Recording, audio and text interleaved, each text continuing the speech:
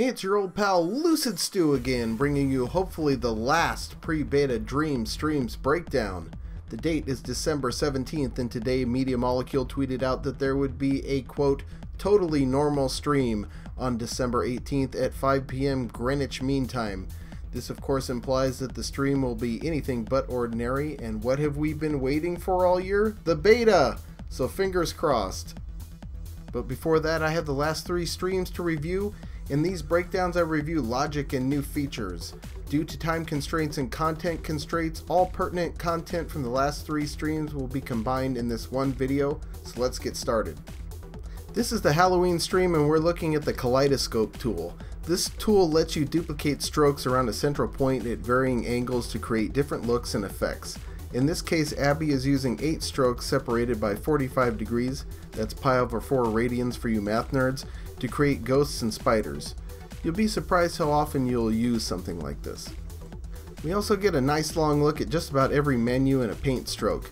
I won't go over each one. You can slow down or pause the video to see each a little more closely. The main takeaway is that the level of customization is ridiculous, and there are a lot of cool, easy to use creative options.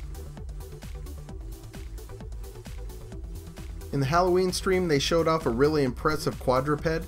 Keep in mind that only biped characters are available by default. They're showing a lot of logic here.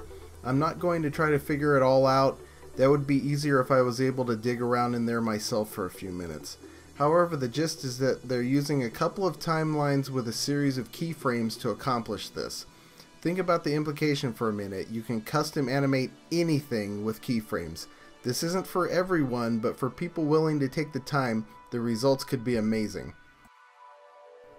Now we're in the Happy Birthday LBP stream and looking at a technique to change the appearance of characters. This technique utilizes multiple invisible guises that are made visible when selected. All non-selected guises are made invisible. This method here is fine for a small amount of options, but gets a little cluttered after that. Another way to do this would be with emitters and attaching. That's not really any more complicated, just another way of doing it. First look at a variable modifier. First conclusion, we have custom variables. New question, which types? For a console platform, the encapsulation they're showing here with setters and getters is pretty sophisticated stuff. Very interesting that this is exposed to the end user. That could be a hint at the potential of the overall power of logic in Dreams. Once again, I'm impressed. If you don't know what encapsulation is, I recommend looking it up. It's a foundational programming idea that you wouldn't expect to deal with using a platform like this. And really, if you want a head start on the concept going into Dreams, it can't hurt. We also see how they accomplished the Sackboy menus. Text displayers attached to an invisible box.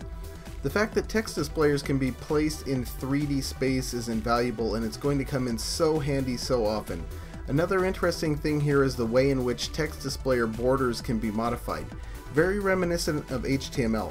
The important thing is that it will allow us to generate a wide variety of 2D shapes both in the HUD layer and in 3D space. Also, all of the attributes of those shapes can be changed in real time, which allows for some interesting possibilities. We'll have to see how it plays out, but this probably means that true 2D games in the HUD layer are possible. Kind of depends how many of these we can use simultaneously. Some thermal bars. Graphics, gameplay, and sound. You can see this fairly involved LBP level is at 77% on graphics with everything laid out ahead of time in edit, and no need to use dynamic creation or destruction, so that's pretty good. I would assume gameplay refers to logic. If you think about all of the things in that level that can be interacted with, it's a fairly involved level. 61% is pretty good. Obviously at 8% on audio we have tons of headroom. This is Kareem's last stream, and at some point he spent quite a bit of time in a fog gadget, so I just wanted to take a closer look at that. One part I found interesting is that it's similar to a trigger in that you can change its shape and size dynamically.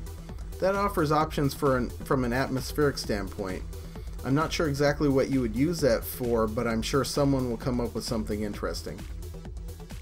Okay, so I'm all caught up on the streams. I'm going to be in chat during the stream tomorrow, where hopefully they're announcing the beta.